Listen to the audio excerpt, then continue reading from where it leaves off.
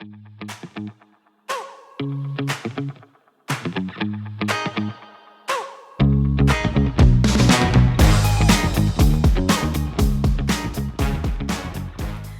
everyone, and welcome back to the official Queens United Chess Podcast. I'm your host, Anisha Oberoi, co-hosting with Queens United co-founder Maggie.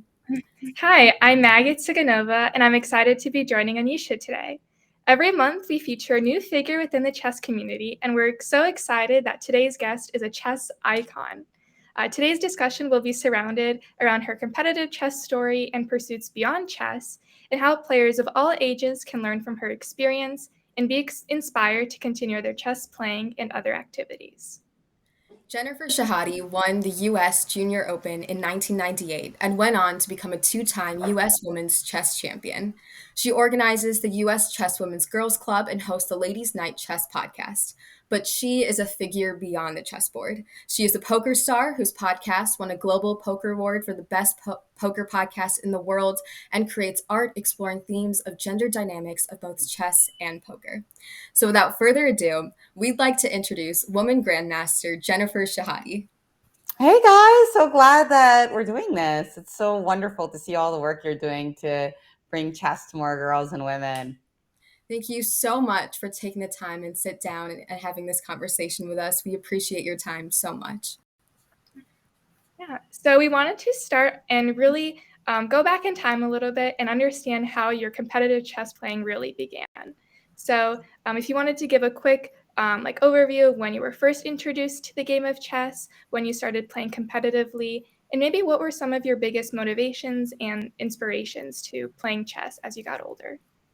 I learned how to play chess when I was very young. I mean, I barely remember. I think I was 5 or 6, and I got more serious about it much later. I have an older brother who's really into chess, a very strong player, and he was kind of taking the lead in the family along with my father, who's a senior master and multiple time state champion. They were very supportive, but I would say I was kind of more tagging along to tournaments and enjoying the atmosphere a little bit, but I didn't really get passionate until around high school.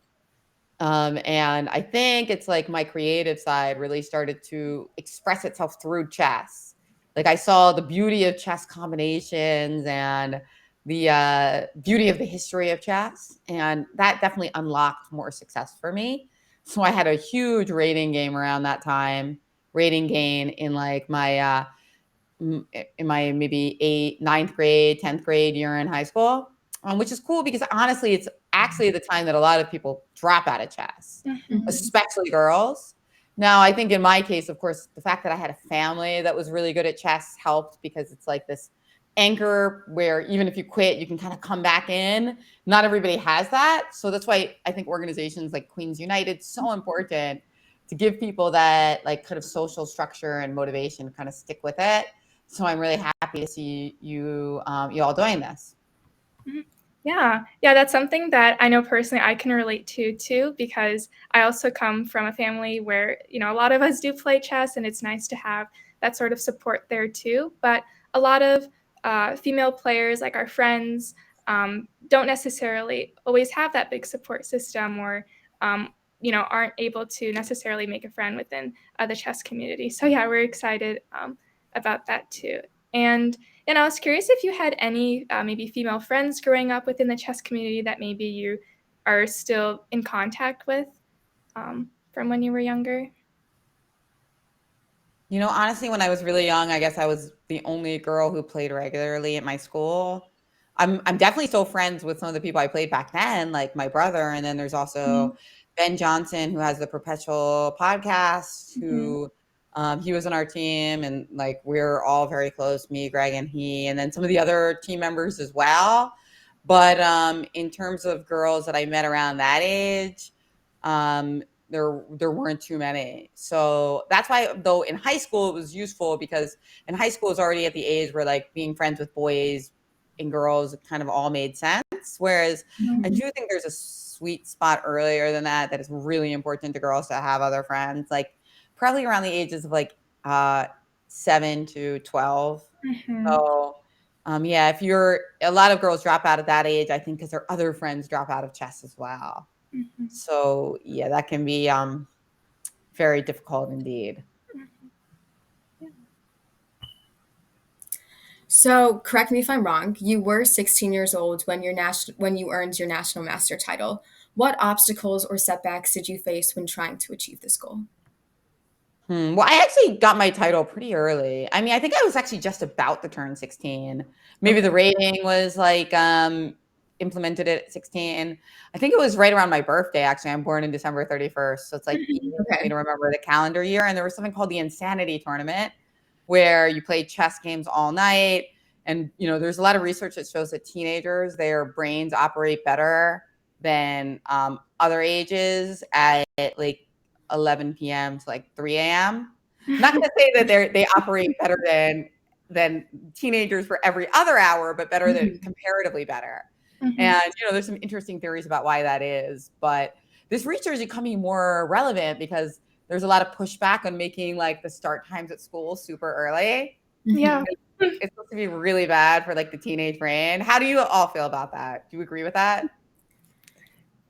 Yeah, I personally prefer like later start times. I think that's Same. helpful to get that extra sleep in to make sure to feel energized for the school day. But then you Yes. always have your activities right after school, so it's kind of like a balance.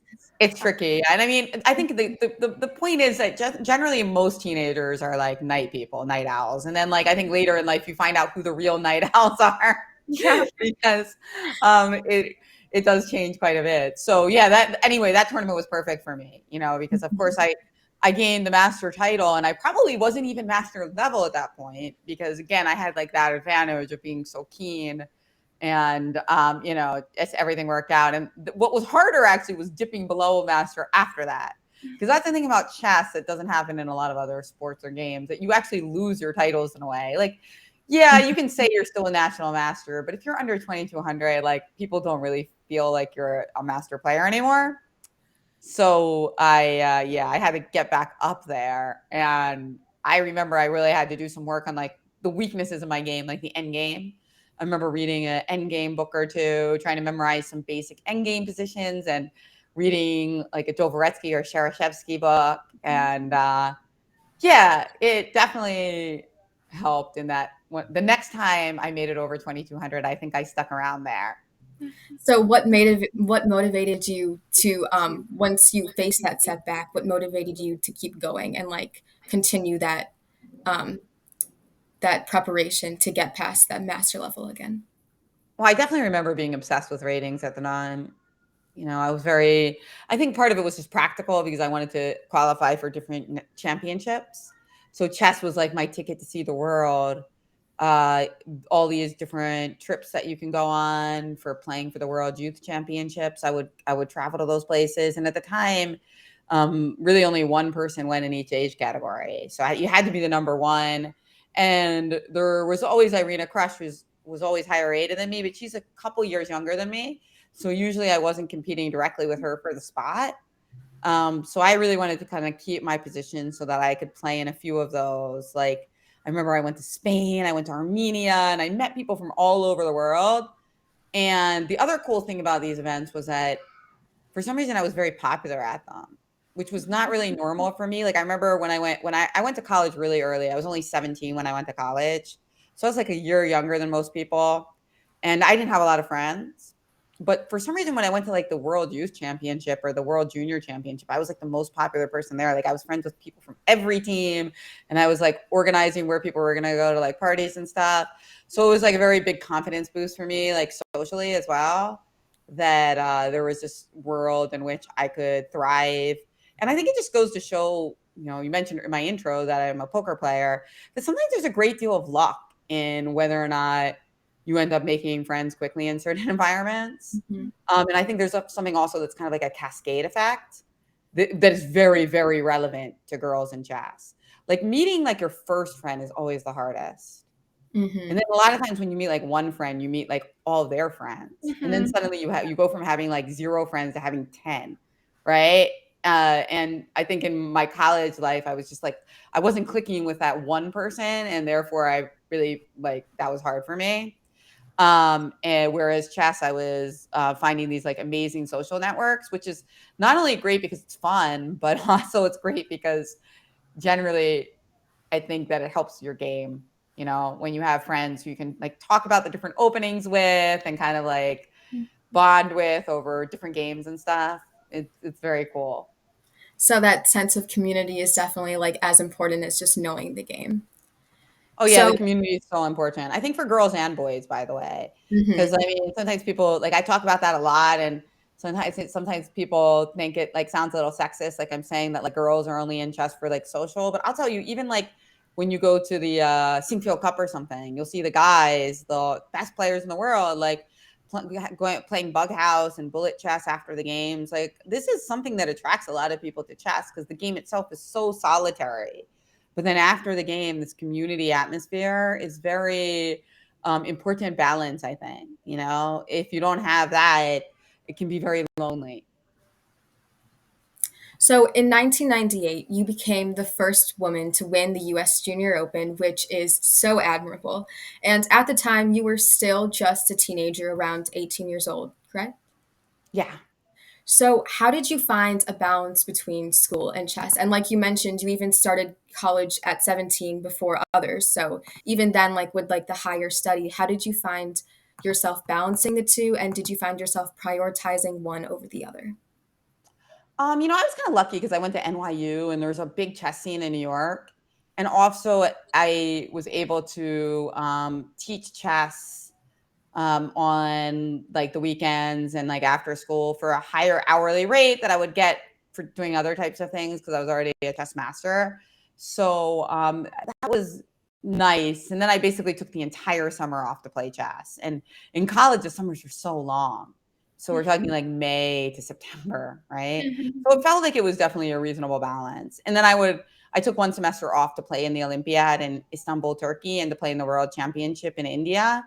So taking that semester off was really helpful. And other than that, I think that my ability to work at like chess camps and after schools and then take most of the summer off for chess really helped.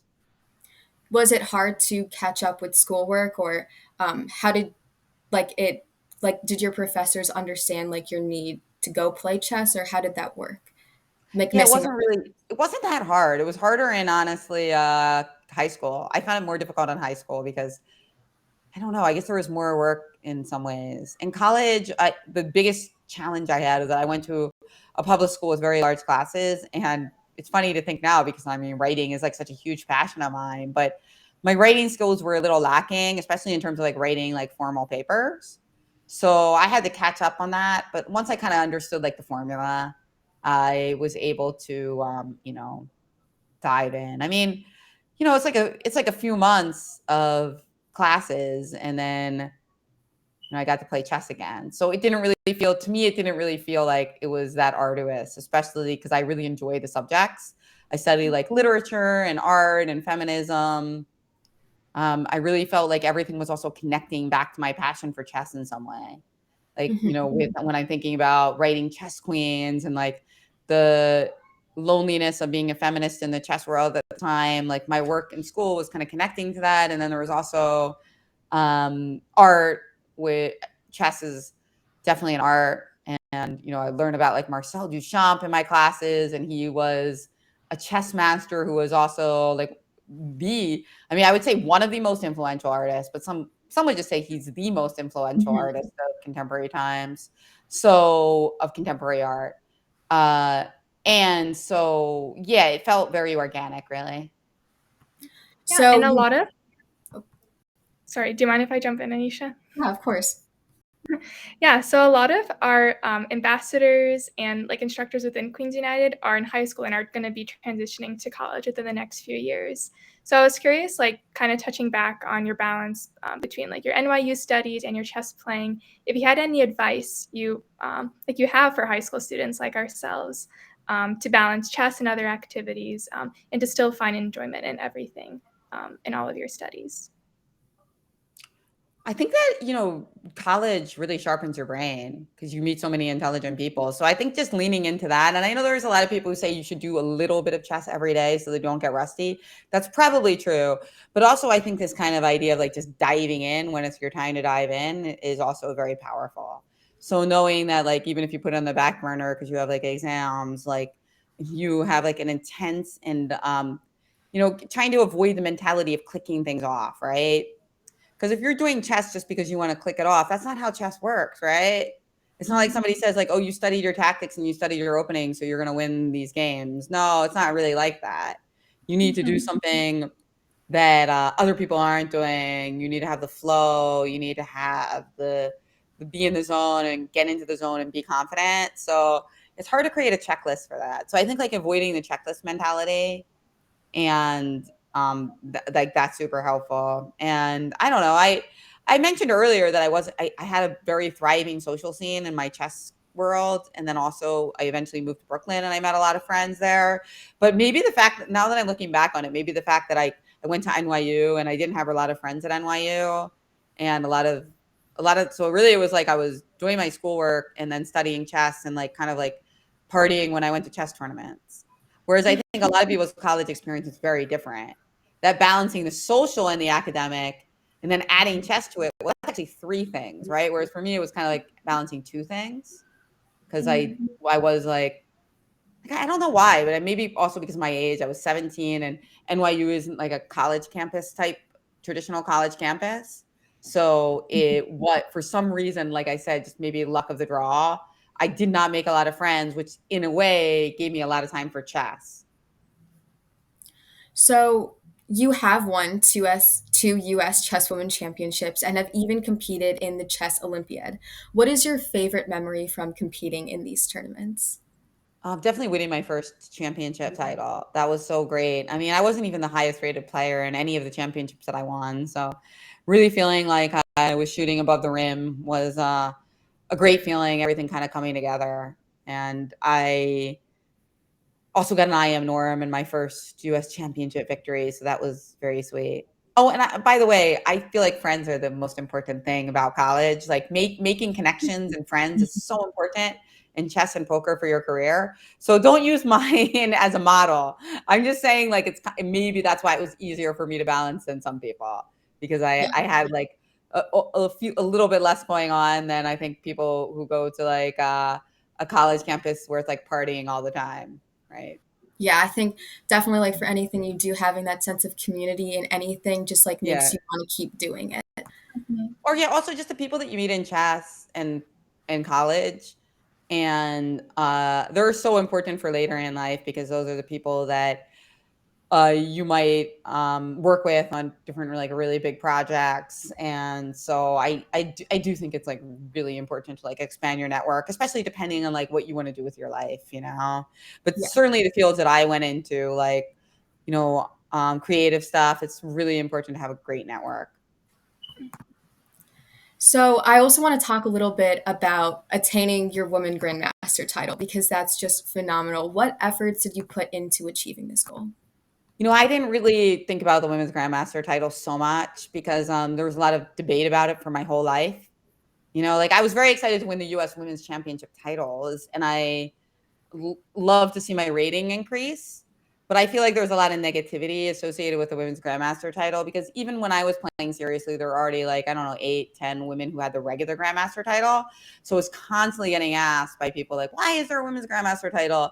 And it was really nice for me because I got free US chess membership for life, and I got some free entry fees and like free lodging. But I actually remember feeling really ambivalent about it. And it's very unfortunate because honestly, it's a hard title to get. And there's a lot of women in the world who experience all sorts of like sexism and barriers. And so to have this like negativity associated with it is very unfortunate. I think it should go, and that it should be like merged with some gender neutral title. I write that in my book, Chess Queens. Like right now, I think we should have WGM and like maybe, I don't know, something, maybe it should merge with the IM title Hmm. so that, because people are just constantly making fun of it. Whenever you turn on a Twitch stream, like all they do is make fun of women's titles. It's completely out of control. And, my husband who doesn't play chess was mentioning it the other day that he was on Twitter and, mentioned somebody as like a women's grandmaster. And like, there was no comments about anything except the fact that the title was women's grandmaster. Like there was no comments about how accomplished she was or the event she was doing, just like the entire thing. I think And yeah, there's a word for that. It's called sea lioning. where people like pretend that they care about like the women's grandmaster title and like how it's condescending, but really they just want to hate on women. And so yeah, I can't stand it. It's just like it's got to stop. I think that like takes away like the hard work and like Hmm. how like someone has put like their entire life into like maybe this goal, and like it's like they're taking away the value, or at least trying to take away the value of it by making fun of it, like you said, which I think definitely is like an Exactly. issue. It totally. And I think also that it is a bit confusing. That's a problem. Like that's what successful trolls do. They take something that there's like a kernel of truth in, because it is true that the women's grandmaster title is a bit confusing, and then they explode it and make it seem like it's the only thing and use it to like as a device to be misogynistic. So yeah, you'll if you look, that's the thing. If you see this, you'll see this pattern kind of like recur in other ways. So it's useful to observe it. But my solution of merging it with a gender neutral title, I think, is really good, because that way people shut up, because mostly nobody has the international master title, right? So how are they going to like hate on that, right? But I think that's like why you're so admirable, because you've created an environment where girls and like women feel like empowered in chess, and they don't like you like kind of like outweigh the haters, if that makes sense. Like you battle them, and you've created an environment where like me and Maggie and so many other girls feel like safe playing chess. So Oh, I'm thank you. so Oh, thank you. You're welcome. That's so sweet. I love hearing it. Yes. And you are so multi-talented, and like I said, contribute in so many different ways to both the chess and poker community, all while being a mom. So how do you find the balance between your personal and work life? Wow, yeah, it's pretty tough. But I do work a lot. I work a lot at night, so that way I can squeeze in a lot of time with my family and my beautiful son. And then when I go away and travel, I work a lot. So that's another thing. Like I play poker, but then like if I get eliminated from a tournament, I'll like go back and work. So yeah, it is difficult, but luckily I enjoy what I do. So it's usually not too big of a push for me to like get back on whatever I'm working on. Yeah, because if you're enjoying your work, then it doesn't feel like work at all. So I feel like that's definitely true. And Oh, definitely. Go ahead. something that I did recently learn about, which I thought was really fascinating and I didn't know, was that you actually like collaborate with your husband on creating art pieces. And was creating art something that you've always known you wanted to do, or did it come about later in your career? That's a great question. I think like I studied art in NYU, and some of my friends, like both from high school and also from like New York, were artists. And I mentioned Duchamp earlier. And it's ironic, because when I was in high school, I got mostly A's, but the one subject I remember getting a C in was art, because I was never very good at drawing or painting. And to be honest, I probably should have just tried more. I feel like a lot of it's like chess. Like people say like, "Oh, I'm not good at this. I'll never be good at it." That's BS. I probably wasn't good when I was like in second grade, and then I just gave up. And once you mark yourself as not good at something, then you're going to be right about that. Right? So it's dangerous to say that. But okay, I got like a C in art because I couldn't draw very well, right? And I thought I was bad at art. But then later I learned about Duchamp, and he thought that chess was an art, right? And I see these chess problems that people create from scratch. Well, that's obviously art. You can feel it in your heart and your soul. And then I ended up dating a filmmaker, and now I'm married to him. But we did projects, and I think that actually what clicked sometimes is that I'm a writer, and sometimes I realized there was an idea I wanted to express, and that it wasn't really good to express it in writing. Like somehow words weren't really good for it. Like you needed some kind of visual medium, and that's where some of these projects came about. Like a great example would be hula chess. It's like I can talk or write an essay about how I feel like chess is like a fusion of like masculine and feminine elements, and circles and lines. And I can talk about how chess is so visual in your brain, but if you're just looking at it, it doesn't look like anything's happening. I can talk about that, but it's much more beautiful to have a video with like two women playing chess and hula hooping at the same time, because like that says all that in a visual way, right? And so just like realizing that there are some things that you can't say, and that you just need something to express it with, I think unlocked for me that I'm an artist.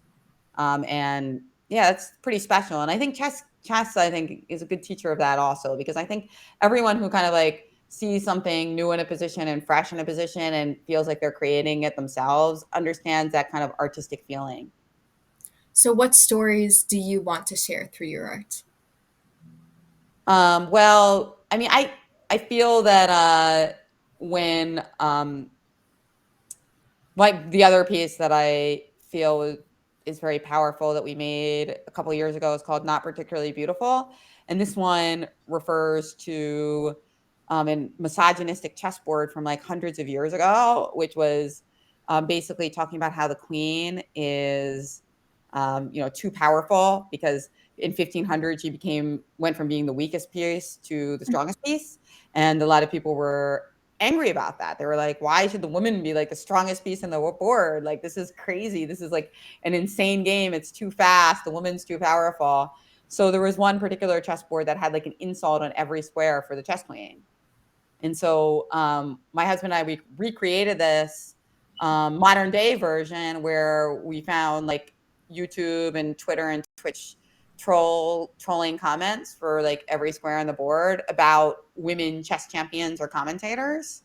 And yeah, I think like that combination of historical precedent with like the visual impact is very powerful. And again, that's something that I could just like list and get that same impact on.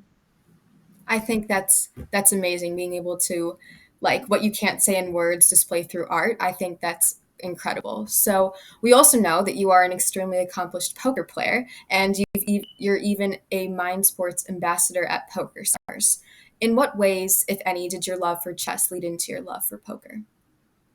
Well, I think it was that community idea. Like, I think that chess was like, an amazing community, but after many years in it, I kind of wanted to break out and like meet new people. And I think that poker has like that kind of similar thought that like if you and I both play poker seriously, even if we're from different cultures, different age, I just met you, we kind of like have this kind of common language. And so that aspect of poker really appealed to me, that it was like this community and very glamorous opportunity to like make money. There was a lot of things that really were appealing about it, and just more social than chess.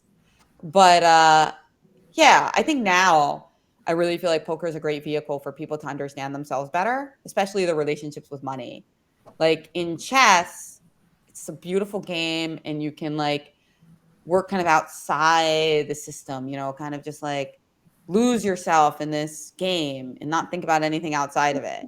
Whereas poker is like really a corollary for life in a lot of ways, because you have to negotiate, you have to look at your weaknesses, look at your relationship with money, look at your desires financially and like career wise. And I think you really see all that in the game of poker. So it's a really great package of life lessons. The bad thing about poker is, of course, like there's potential gambling issues with it for some people. I never had those. I don't like gambling. I don't see poker as gambling. I never did. In fact, if anything, I'm on like the other side of it where I was always like really nervous to put too much money into poker. I was always what we call conservative with my bet. And Mm-hmm. that's an example of something that a lot of women do in their financial planning as well. And it can actually be bad. I mean, mostly it's a good thing to be conservative financially, right? But obviously you can go too far with that and like, think of somebody who like puts all their money under their mattress or in a savings account and then realizes that because of inflation, they actually lost a ton of money, right? Especially in like the last 2 years. So that I think that's like an example of the types of lessons you learn in poker. Where if you're just like sitting there and being conservative, it seems smart, but eventually you're going to lose a lot of money because you're just going to be eaten away by time, basically. Mm-hmm. Yeah, it seems like your poker playing has also evolved like over time, like with more experience, with more like tournaments and games that you've played. I was curious if you've seen maybe your like chess playing or like both poker playing evolve within different like periods or like transitions that you've had in your life. And Yeah, definitely. Huh.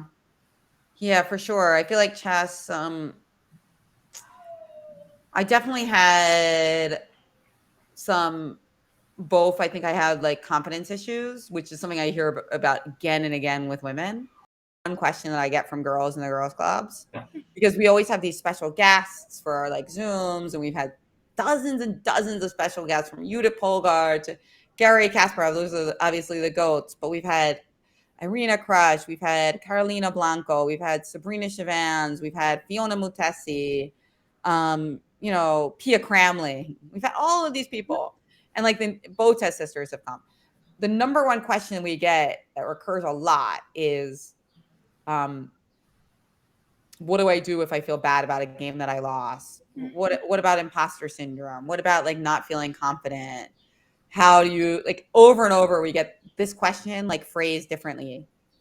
So, that tells you a lot. And I think probably boys have that question too. Maybe they're afraid to ask it as much as girls. But yeah, this is a really big question. Yeah, That I think people are losing their confidence when they lose a game. When they play badly, they lose their confidence. yeah, I think being like in the right headspace, like having like the right amount of confidence like within a game, not being too overconfident, not being too like underconfident, is really important in chess because one small like mistake, like one small move can be like the big deciding factor in a game. Yeah, I agree. And I think it's true for poker too. And at the beginning, you might have a lot of people who are overconfident. But I think as people become intermediate or advanced, underconfidence is much, much more common problem.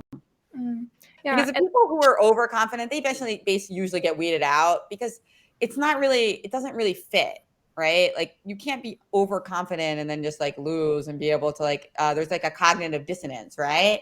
Mm-hmm. Whereas people who are underconfident, they usually work on their game and they get better, but that kind of like psychological issue remains. yeah, and like when you play chess, do you have any like maybe like tips or habits you do like if you realize like you are in a negative headspace or like where you try to like get back to like in the zone, like getting ready for a chess match? Yeah, you got to banish the negative self-talk. I mean, especially during the game. And before the game, I think corny things, like I'm usually not that big on all this like stuff that nutrition and meditation, like it's really useful, but sometimes it sounds like people are using it as a catch-all, and you have to do that in addition to other stuff, and it's also very personal. It really depends on the person. But I do believe like in the power of sleep, so I feel like people really have to analyze their own sleep patterns and make sure they're getting enough. And then I also believe in hyping yourself up before a game, not being around negative people, not allowing yourself to have any negative self-talk, um, and maybe reminding yourself of some great games that you've played is pretty important. So like focusing on the past wins. Hmm. Yeah, and I think this conversation is also really relevant, like right now with the World Chess Championship going on right now between Ding Ren and Nepo, because there have been like some talk about like Ding maybe not being in the right emotional headspace, and that may be affecting like the way the games are turning out. And that's just always interesting to learn about like what different like methods or what like different players have to do, like what they have to prepare in order to be like ready for a match and how they prepare themselves to do that. Yeah, it's very relatable. Ding Laurent speaking about these things. I think it's really nice. It's really cool to see. Mm-hmm. Yeah, and it's interesting to see like the parallels between like being prepared like mentally, psychologically for a chess match, which arguably is a sport, but also like in other higher level sports. Like we've heard about like the Simone Biles case, and Yeah. like in swimming, like with Michael Phelps, and then like all of those other cases. So it's just interesting to see how, and just how important it is to have these conversations and to make sure that in order to perform at like the high level, at the level you want to perform, it's not only enough to be physically like ready, like to have your chess training ready. It's also important to take care of yourself, to be in the right frame of mind to make good chess moves.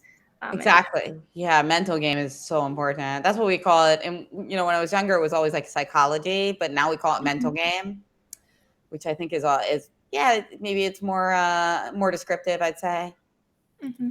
Yeah. And targeting female chess players a little bit more, you did kind of highlight stories of several female competitive chess players in your recently published third book, Chess Queens, and you also loop in your own stories. And do you have a favorite figure you looked up to when you were younger playing chess or now?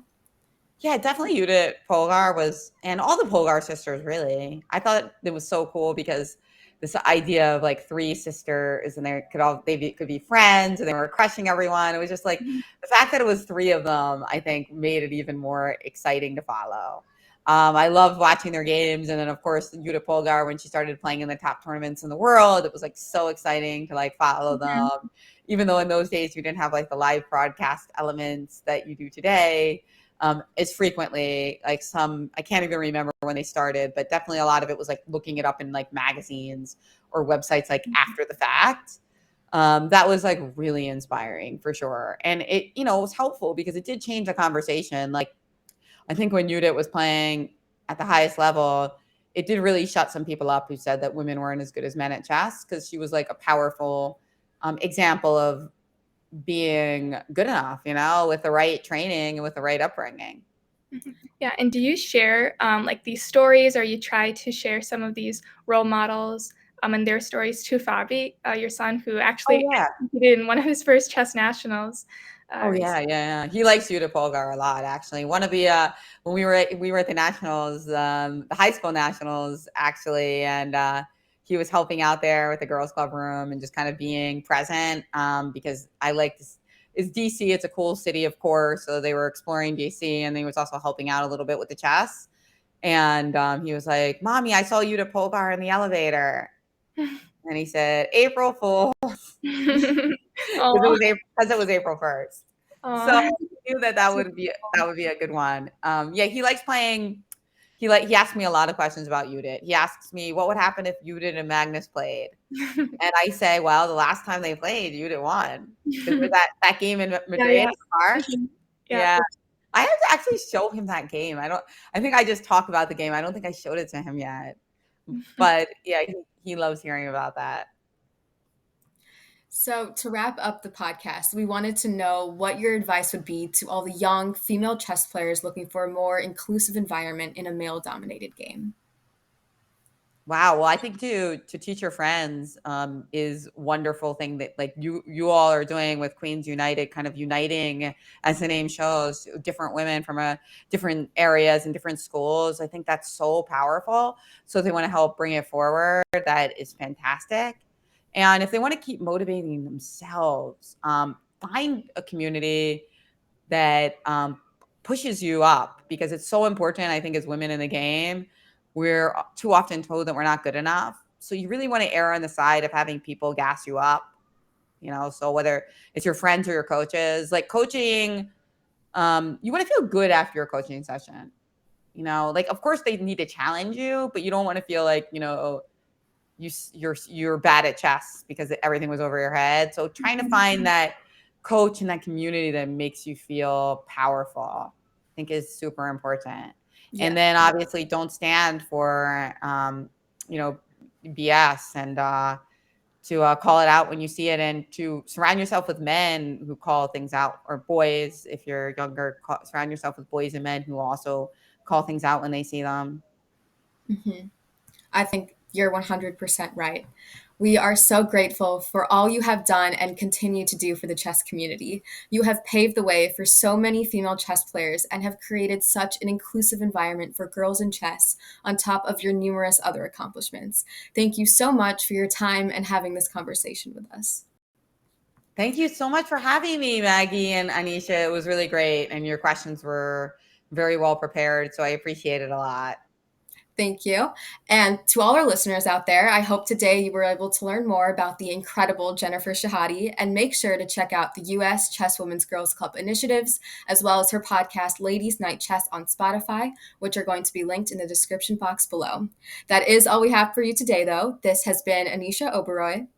And Maggie Tsiganova, and thanks Thanks for for tuning tuning in.